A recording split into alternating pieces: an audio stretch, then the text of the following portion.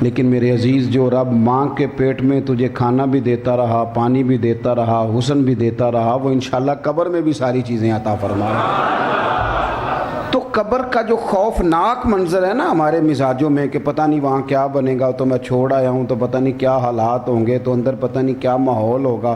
سنیں ایک حدیث، یہ ترمذی میں موجود ہے۔ حضرت انس بن مالک رضی اللہ تعالیٰ عنہ حدیث کے راوی ہیں۔ ساری حدیثوں میں 3 سوال ہی آئے ہیں، 3 سوال ہے، من ربو کا، ماں دینو کا، تیرا رب کون ہے تیرا، اور تیسرا سوال اچھی طرح سمجھ لیں، یہ ضروری سوال ہے، ما کنت تقول فی حق ھذا الرجل، یہ بتا کہ تو دنیا میں اس مدینے والے محبوب کے بارے میں کیا کہا کرتا تھا، تو کیا کہا۔ آپ ناراض نہ ہونا، میری جماعت کے لوگوں کو بھی اب بحث کا شوق ہو گیا ہے، یہ بھی اب بحث کرتے ہیں، صحیح حدیث مانگتے ہیں، یہ بھی اب انہوں نے بھی ترازو پکڑا ہے کہ حضور کو کتنا علم تھا کتنا نہیں تھا۔ یہ بتاؤ گے قبر میں کہ صبح شام پھٹے پہ بحث کرتے تھے کہ نبی پاک صلی اللہ علیہ وسلم کچھ دے سکتے ہیں کہ نہیں دے سکتے، ساری زندگی بحث میں گزار دینی ہے۔ پیار کب کرنا ہے، محبت کب کرنی ہے مدینے والے محبوب سے۔ اور غلام جو ہوتے ہیں نا، غلام بحث نہیں کرتے، غلام غلامی کرتے ہیں۔ غلام بحث نوکر کی تھے، تسی بولتے نہیں، لگتا ہے امیر بندے بیٹھے ہو، امیر بندے نوکر کا اللہ خوش رکھ۔ اور دیکھو کیا خوبصورت لفظ ہے، نوکر کی تھے۔ نخرہ تو ہوتا ہے ان لوگوں کا جو امیر ہوتے ہیں، نوکر کی تھے، نخرہ کی۔ نخرے والی کیا کہانی ہے، نبی کریم کا غلام اور صبح و شام بحث کرے اور روز بحث کرے، یہ بحثوں والا کام محبوب کے غلاموں کا نہیں، بالکل نہیں۔ رسول کریم علیہ الصلوۃ والسلام نے کہا کہ رفع دین سے نماز پڑھنی ہے تو پڑھ لی، پھر جب کہا نہیں پڑھنی تو نہیں پڑھی، چھوڑ دی رفع دین۔ تو کسی نے کوئی تبصرہ کیا؟ اور یار دیکھو نا، یہ اس طرف بیت اللہ شریف ہے اور اس طرف بیت المقدس ہے، بالکل اپوزٹ ہے۔ آپ اللہ تعالیٰ آپ کو مدینے لے جائے، مسجد قبلہ تین شریف کی آپ زیارت کریں تو بالکل اپوزٹ ہے، بالکل۔ تو نبی پاک نے 2 رکعتیں ادھر منہ کر کے پڑھائیں تو اگلی 2 رکعتیں ادھر منہ کر کے پڑھائیں۔ چلیں آپ مجھے ٹٹول کے بتا دیجیے کس صحابی نے اٹھ کے پوچھا کہ حضور یہ کیا کیا ہے، ساڈے تھے رٹا بنیا رہندا ہے، دسو جی اس کی حکمت کیا ہے، اس کے کس نے پوچھا ہے؟ نوکر کی تھے۔ غلاموں کا کیا کام ہوا کہ وہ بحث کریں؟ غلاموں کا کام ہے، وہ تو غلامی کرتے ہیں، وہ تو چپ کر کے سر تسلیم خم کرتے ہیں، وہ تو کہتے ہیں سر تسلیم خم ہے جو مزاج یار میں آئے۔ روز بحث ہوتی ہے، روز کوئی نہ کوئی، اور بیچارہ وہ بندہ جس کو بالکل حروف ابجد کا نہیں پتا، وہ بھی کہتے ہیں مولانا یہ صحیح بخاری میں ہے۔ میں کہتے ہیں صحیح بخاری دیتی تیرے کو ایک لین بھی نہیں پڑی جاڑی، تو کیڑے کام لگے ہیں پائیا، وہ بات کرنے والی کر، تو اعتبار کر، تو کس چکر میں لگی؟ غلام کیا کرتے ہیں؟ غلامی۔ اب حدیث سنو، دیکھو نا ہمارے جو سیاستدان ہیں نا، بڑے بڑے سیانے ہیں جن کو آپ ووٹ دیتے ہیں، جن کے لیے آپ ناراض ہو جاتے ہیں، آپ برادری ایک دوسرے سے ناراض ہو گئی ایم این اے کے لیے، اور ایم این اے جیت کے تو دل کرے اسی پارٹی میں چلے جائے جس کے خلاف لڑتا رہے۔ ہم بڑی سمجھدار قوم ہیں، ہم لڑائیاں کر کے بیٹھ جاتے ہیں، اور الیکشن آ جائے وہ کہنے میرے وہ گھر چل کے آ گیا ہے، وہ تو ریڑھی والے کو بھی جانا ہے الیکشن دے دینا ہے، اس کی تو مجبوری ہے، اس نے تو آنا تھا۔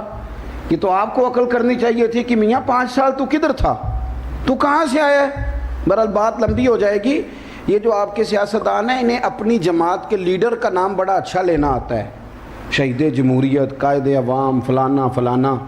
آپ تجربہ کر لینا، ان کی تقریریں سن لینا، نبی کریم علیہ السلام کا نام اقدس لینا پڑ جائے انہیں مصیبت بن جاتی ہے۔ انہیں طریقہ ہی نہیں آتا حضور کا نام لینے کا، انہیں کیونکہ جو سارا دن کریں گے وہی ان کو آئے گا نا، اگر یہ حضور کی نعتیں پڑھنے کے قائل ہوتے۔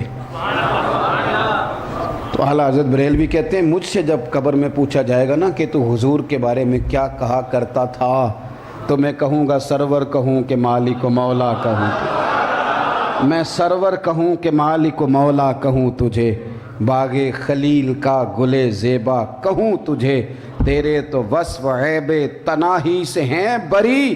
ذرا دیکھنا اتنا بڑا امام ہے، اور جب جملے ختم ہو جائیں تو پھر بندہ کہتا ہے ان میں کراں کی بات ختم ہو گئی، جملے ختم ہو گئے، لفظ ختم ہو گئے، تو کہنے لگے تیرے تو وصف عیب تنا ہی سے ہیں بری، حیران ہوں میرے شاہ میں کیا کیا کہوں تجھے، حیران ہوں میرے شاہ میں۔ اور پھر خود کہتے ہیں لیکن رضا نے ختم سخن اس پہ کر دیا، خالق کا بندہ خلق کا آقا کہوں تجھے۔ سویرے اٹھ کے نعت پڑھا کریں، اپنے بچوں کو نعت سنایا کریں۔ کوئی ضروری نہیں ہے کہ فیس بک پہ روز نئی فوٹو چڑھے گی تو آپ کو اجر ملے گا، آپ موبائل سے نکال کے تو نعت شریف سنائیں، نعت۔ اب تو آپ یقین کریں میں تو بڑا رونا روتا ہوں یہ فوٹو والے معاملے پہ، یہ تو بڑی ضرورت کے لیے علماء نے جائز کہا تھا، بلکہ ہمارے بزرگ تو اس سے منع کرتے تھے، لیکن اب ہمارے لوگوں نے اسے سنت مؤکدہ ہی سمجھ لیا کہ یہ نہیں ہوگی تو شاید نماز نہیں مکمل ہوگی۔ کس چکر میں آپ پڑھ گئے؟ کوئی فرض ہے کوئی؟ چھوڑیں آپ۔ بہرحال حضور فرماتے ہیں سوال پوچھے جائیں گے، اور ترمذی شریف کی جو حدیث میں حضرت انس بن مالک کی روایت سے عرض کر رہا ہوں، حضور فرماتے ہیں 3 سوال نہیں ہوگے، بس ایک ہی ہوگا۔ حضور وہ کیا؟ تو نبی پاک فرماتے ہیں بس میرے بارے میں پوچھا جائے گا، سوال جواب بھی کوئی نہیں، ختم ہو گئی بات۔ یہاں سے بات شروع ہوئی اور یہیں پہ بات، انہیں جانا انہیں مانا، نہ رکھا غیر سے کام، للہ الحمد میں دنیا سے۔ اور بلے شاہ بھی کہتے ہیں میرے عشق دے وچ مشکوک نہ ہو، نہیں نیت کدے خطا کیتی، تیری ہر ملاقاتی میں انج کیتی جویں موسیٰ نال خدا کی۔ ایک تینوں رب بھی نہیں نہ کہہ سکیا، باقی تے ساری رسم ادا کی تھی۔ اور یہ سادی نے بھی کہا تھا بعد از خدا بزرگ توئی، قصہ مختصر، یہ سمجھ لیں۔ تو ہمارے لوگ تو کہیں گے جو کرتے رہے وہی کہنا ہے نا میرے بھائی، وہ کہیں گے، لیکن مسئلہ یہ ہے کہ حضور کی نعتیں ہمیں آنی چاہیے، سرکار کی غلامی کے قصیدے ہمیں۔ حضور فرماتے ہیں کہ سوال پوچھیں گے میرے بارے میں، تو جب وہ بندہ جواب دے دے گا نا کہ میرے آقا ہیں، تو سنو یہ ترمذی کی حدیث ہے، حضور فرماتے ہیں اس کی قبر 70 گز چوڑی کر دی جائے گی، 70 گز لمبی کر دی جائے گی، نور سے بھر دی جائے گی، جنت کا باغ بنا دی جائے گی۔ اگلا جملہ میں نے اردو میں نہیں پنجابی میں بتانا ہے، اگلا جملہ پنجابی میں، حدیث کا جملہ ہے پر پنجابی میں۔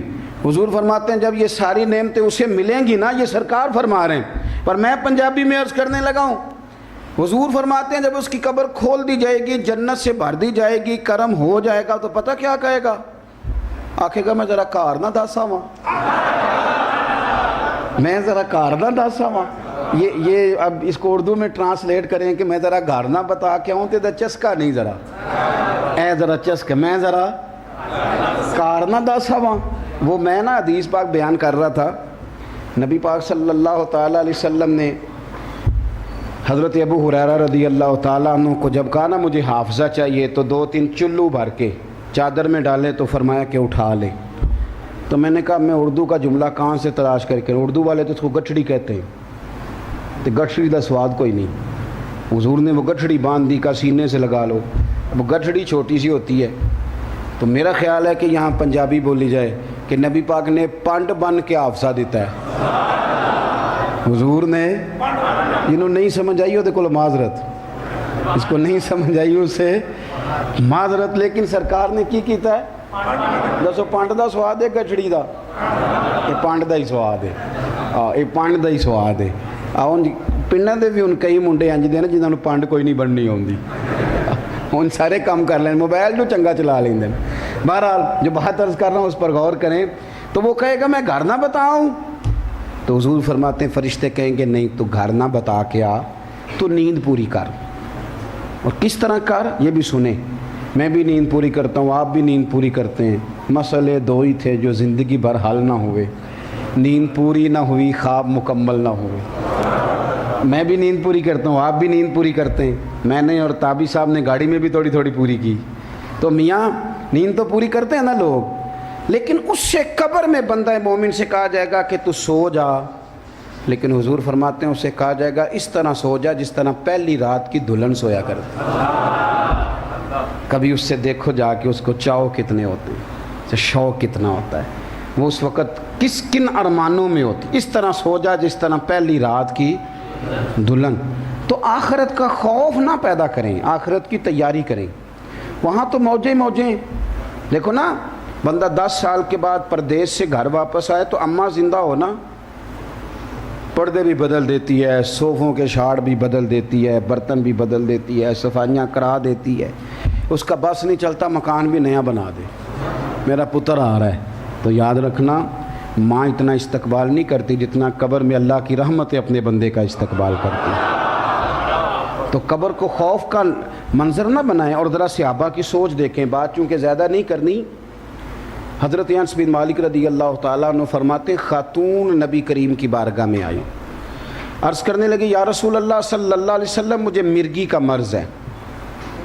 توجہ ہے میری بات پر؟ حضور مجھے مرگی ہے۔